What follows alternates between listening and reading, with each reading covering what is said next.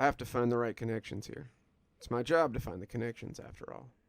After what I saw 2 nights ago, I have to figure something out, as this is much stranger than even I ever believed. My name is Maxwell Warwick. I'm an agent with the FBI, and I'm considered one of their top explainers. If that confuses you, then let me explain. It is my job, after all. Investigators are the feelers the agency sends out to collect data and make sense of the mundane and the difficult to explain.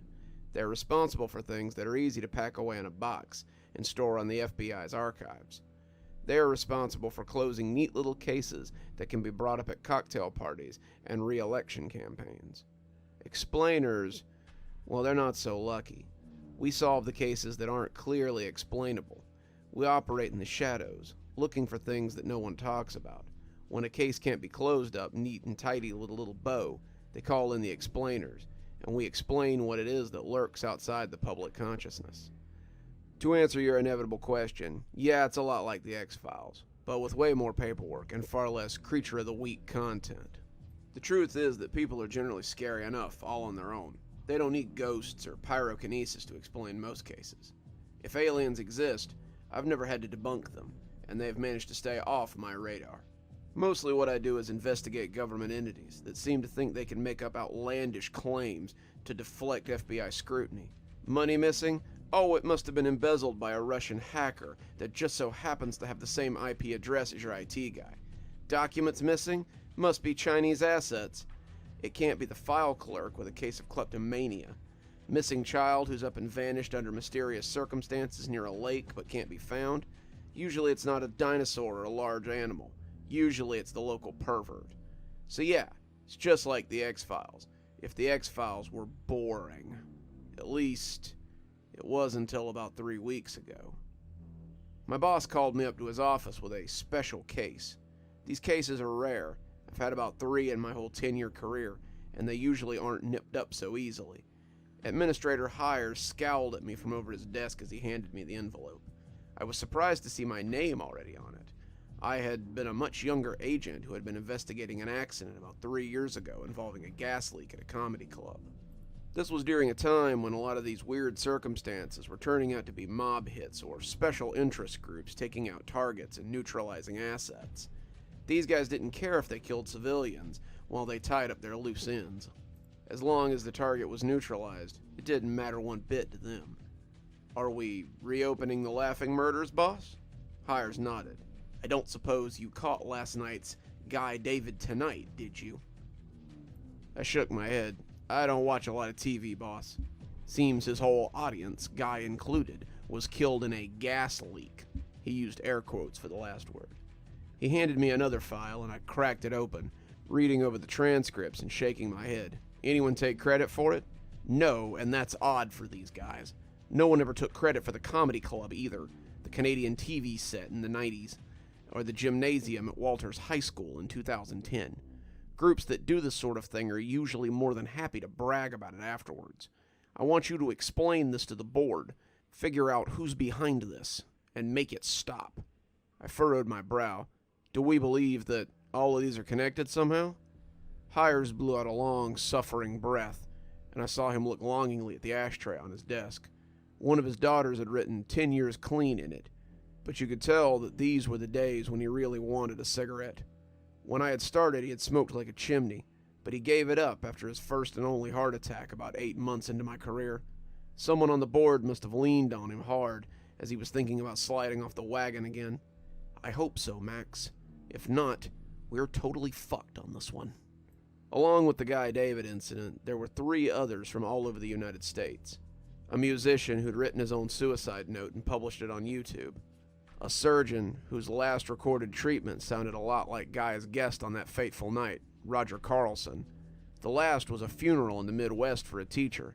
The husband had given a rather chilling eulogy, of which only one online clip existed, before the whole place had also died of a gas leak. None of these people had anything in common. To my knowledge, they had never even met, but they had all died tragically in what was being called a gas leak. The coroner's report in all 6 cases read like a carbon copy. I almost thought it was the same guy until I realized that he would have to be in his 60s, as well as working in 4 states and Canada. 4 had been found with the laughing rictus on their faces as well. The eulogy giver, a man with the unfortunate name of Frank Flozzy, had been found behind the pulpit with an ear-to-ear grin. He had asphyxiated, laughed himself to death as his lungs cried out for air, and the others in the church had done about the same. Ditto the surgeon, found against the washroom wall with the only smile his friends said he'd ever worn, and ditto Frank Carlson when they'd found him in that closet. The comedy club and the guy from the Canadian studio were a little harder to explain. The Canadian studio, Escar Productions, had a body count in the double digits, but both Mark Ayers and Kenneth Merst had survived. The fireman who came to the scene found them in a broom closet, catatonic, but still alive. Some 20 years later, though, Mark had committed suicide. They found him with a gun shoved in his grinning mouth, and Kenneth had been found in his bed, asphyxiated, smiling like an idiot. Another apparent gas leak, but 20 years after the studio leak. Had Kenneth been the asset they were trying to get rid of? Who would want to kill a kid that bad? Were they trying to tie up loose ends? Why wait so long? Then there was Justin Moore, the comedy club survivor. He had escaped in the nick of time, just like the kid on the high school leak. A year later, though, he had been found in his bed at the hotel he worked at, dead from asphyxiation. They said he'd been smiling, his stomach muscles bruised, his lungs almost collapsed from the spasming laughter as he died. They all seemed unconnected, yet the connection was their death. The only survivor, Shahid Perot, lived in Connecticut. Maybe he had some answers. I boarded a plane, and 12 hours later, I was sitting at the kitchen table in Shahid's apartment. The poor guy looked rough. His eyes almost looked like someone had punched him, and I could see him furtively glancing around as we sat drinking coffee. The apartment didn't look like a bachelor pad, a woman's touch apparent throughout, but when I inquired about her, he gritted his teeth and said she had left to see her mother. If they were broken up, it wasn't long ago, I'd wager. Look, I know this may be difficult to talk about, but can you tell me about that day in the gymnasium? He jumped, startled, this clearly being the last thing he'd expected for me to ask him about. Why do you want to know about that? I'm working a case, and the events you went through are very similar to the events that have happened in these cases. So far, you're the only survivor of these events, and your testimony could be key to establishing a connection. He shook as he drank his coffee. He looked more like an old man than a kid, not even in his 30s. He stalled, and I let him. This was likely the most traumatic event of his life, and rehashing it with a complete stranger was probably not how he wanted to spend his Tuesday morning. But I had the badge, so it was my job to dredge up these old traumas and reopen these old wounds. What a great job I have, right? It was the class presidency speech. I was nervous. I hadn't slept well the night before, and I was nervous, okay? I got up on stage and started talking, and the people started laughing at me. Laughing? Why? Did you say something funny? No, he shot back and looked at the corner before tracking back to me. I wasn't a popular guy in high school, and, well, people laughed at me sometimes. I started getting nervous, and then I saw that everyone was laughing. Their faces were stretching into smiles, and their skin was turning black, and I just ran. I ran and I ran until I got home. I didn't even know about the gas leak until later that day. I collapsed on my front porch, and my mom took me to the hospital. I was the only survivor of the incident, to my knowledge. Most of the senior class was wiped out, and I think I was one of 5 that graduated that year. His description of the smiling faces had made me think about the victims and how they had died. All of them had died smiling, died laughing, and that couldn't be a coincidence. This kid had dodged a real bullet, that was clear. But what was the connection between all of this? They all had died laughing, died in different states and different times, but they had all died in the same way. This was no coincidence. I thanked him and rose to leave, but he stopped me and went to get something from his bedroom. He came back with, of all things, a graduation announcement. It declared the reunion for the class of 2010 would be held at 7 p.m. that night for all the graduates. The picture looked like it had been taken in the gym, but the floor was black, and the message at the bottom almost sounded sinister, given the events that had happened there. The picture looked a lot like the file picture I had of the gym floor after the incident. Bodies lying around, grinning at the ceiling. See you soon. was printed at the bottom. Given what the picture was missing, it made my skin crawl for some reason, and I couldn't quite put my finger on why. "When did you receive this?" I asked, flipping it over and checking the address. "About 2 weeks ago. Can you see them?" He almost whispered the last bit, as though he was ashamed and terrified of my answer. "See what?" I asked, flicking it back over. "See the... Never mind," he said suddenly. He made excuses then, saying that he had to get ready for work, and made it pretty clear that he was done entertaining me. He showed me out, and I gave him my card in case he thought of something else. The door slammed shut behind me, and I wondered if I'd ever talk to that kid again. It was a weird thought to have, apropos of nothing, but it followed me down the hallway and out to my car. I started driving back to the airport, but turned into a hotel instead. I didn't feel like I was done with this case just yet. I took a room as I started reading through the case files.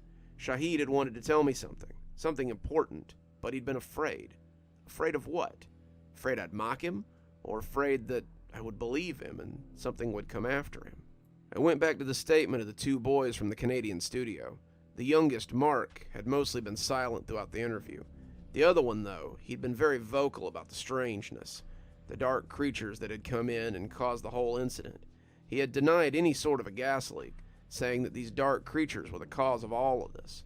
Then, 20 years later, he'd been taken off the board. I then looked at the comedian's profile, but he had never actually spoken to the police or anyone. In truth, they believed that he had died in the club until they found him dead later. Could he have come across these creatures as well?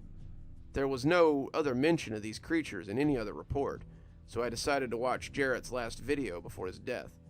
As the video started, he clearly looked off camera. His face was a mask of fear and anticipation. I had seen Shahid do the same thing while he sat at the table, and the look was a little too familiar to be ignored.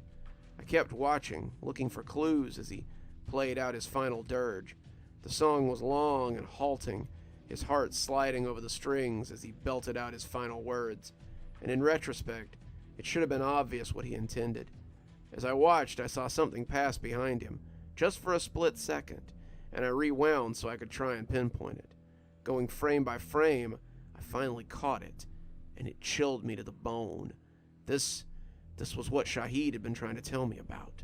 Its body was like living midnight, its skin a constant moving mass of darkness, and its teeth seemed too big even to stretch those non-existent lips.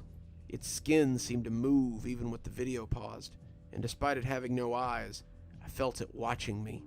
This was what Jarrett had killed himself to get away from. This was what Shahid had been searching for in the corners of his house.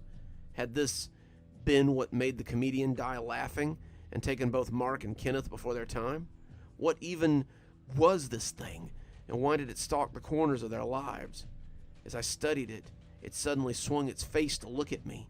Its teeth gleamed wetly within the video, and I recoiled as it leaned in to study me. Its eyeless face looked into my soul, and I knew that even from the confines of this video, it could hurt me.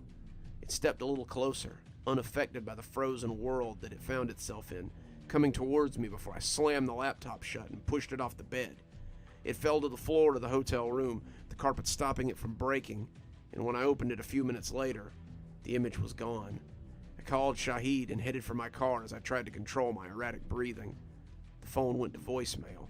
I called him 3 more times, but it went straight to voicemail every time. The greeting was from a much happier time and a much happier man, his voice full of bounce and cheer, as he told me that he wasn't in right now, but if I left a message, he would call me back. I closed the phone, doubting that he would, even if I saw fit to leave him a message. I knew where he was. Hadn't he showed me the invitation? Hadn't he as good as told me where he would be tonight? The high school was dark when I pulled up in front of the drop-off area. The school had been closed for the night, but I found the gym doors unlocked. Someone had put up a morbid black banner over the top of it that read, "Welcome Class of 2010. Across the door was another banner, broken in half now as though the recipient had found it when he opened the door. It too was black, and it looked dumb and generic somehow, like it had come from a standard printer in any office and someone had simply taped it up last minute. The broken banner across the door read, "Welcome back, Shahid." I went inside, gun drawn, but I needn't have bothered. He was alone in the gymnasium, the lights from the window creating an island for him to stand in. He hadn't noticed me, his mind off God knew where, as he stood there on the platform, the same one from that faithful day. The bleachers were pulled out, seemingly empty, but as he turned to look, I could see something oozing around in them. They didn't seem to bother him. As I watched, he smiled, stretched his arms out as though inviting an old friend in for a hug. When I called out, he turned for the briefest of moments. Then the darkness swooped in and took him. It hit him like a flood, inky bodies falling on him in a tidal wave of midnight, and he was lost beneath them. He didn't struggle. He didn't even move. He just accepted it and let them fall over him as they moved him from the island of light into the miasma of blackness in the gym. I heard my gun bark, unaware that I had pulled the trigger, but it acted as a beacon to the swarming inky hell. They turned towards me, uniform and as precise as a military color guard. They flowed at me like a raging river. I was panicking, lobbing shots at them, but I might as well have saved my bullets. The tide rose, nearly touching the ceiling, and fell on me like a clenched fist. I swirled inside them, feeling the urge to laugh, but trying to put it aside. If I laughed, they would have me, and I did not want to be had. I was blind, deaf, my mouth made dumb by the dark rush, and I suddenly was swirling before an all-too-familiar face. The masses looked mostly the same, sleek black heads and grinning faces, but I felt sure that this was the one I had seen in the video. Was this the alpha creature? Was this their leader? Did they have concepts like that? He cocked his eyeless head and seemed to contemplate me. For something without eyes, I felt judged like I never had before. He wasn't judging whether I was tasty. He was judging whether I was dangerous, whether I was worthy. He was judging my merits, my worthiness. This was no brainless creature. It did not consume needlessly, and if it wanted me, it would have me. It did not fear me, nor did it fear any creature. These things were old. These things, they were above such concepts as fear. Thankfully, I was found wanting. "Go away," it hissed, its voice like a serpent at the bottom of a deep well. "You are not for us, but if you interfere, we will take you where you do not want to go." It threw me with the black mass that held me, and I sailed through the void as its alien strangeness overpowered my senses. I woke up in my hotel room as my phone began to blare. It was my boss. "Hires, the witness from the school incident's been taken. This isn't some terrorist group. It's a thing. It's taking people for some reason. And Warwick, what the hell are you babbling about? Whatever it is, it'll have to wait. I need you on the first plane to Atlanta. There's been an incident in a local court case that fits the MO. I need you there yesterday." I looked at the phone, breathing heavily. Another one? What the hell was going on? A court case would be a pretty public spot for something like this. Would the creature risk giving itself away like that? "Boss, I need you to listen. I don't have time, Warwick. I have my own fish to fry, and you have a plane to catch. Get on it." Then he hung up on me. I slid the phone into my pocket. It appeared I was heading to Georgia. Good evening, everyone. It's me, Dr. Plague. Thank you so much for joining me for tonight's video. If you enjoy the channel, why not go ahead and subscribe? Maybe hit that notification bell so you don't miss any of the spooky stuff we do here. Maybe leave a comment too if you feel so inclined. Me, and of course the algorithm, always like when you interact. How about another video? I'm sure you could be down for that. Why not click on one of the videos above and get a little more spooky today? If you'd be interested in getting a copy of my latest book, there's a link below. There's also a link to my Reddit page where you can read some of my other stories that I've put out. Before we go, let's go ahead and thank our wonderful patrons. Thanks to Janet for being our Spooky Skeleton tier contributor. And thanks to Xaronana, Emily Coltsfoot, Leslie Lou Riddle, Martha, and Marianne Schuler for being our Ghostly Reader tier contributors. Thanks to you all. We just couldn't do the show without you. If you'd like to support the show, then I always recommend you come on down to Patreon. For just $5 a month, you can take advantage of all the wonderful things we do there. There's all kinds of unique content that you only get if you're part of my Patreon, so come on down and see what all the fuss is about. And as always, thanks for stopping by. Dr. Plague, signing off. Have a wonderful evening.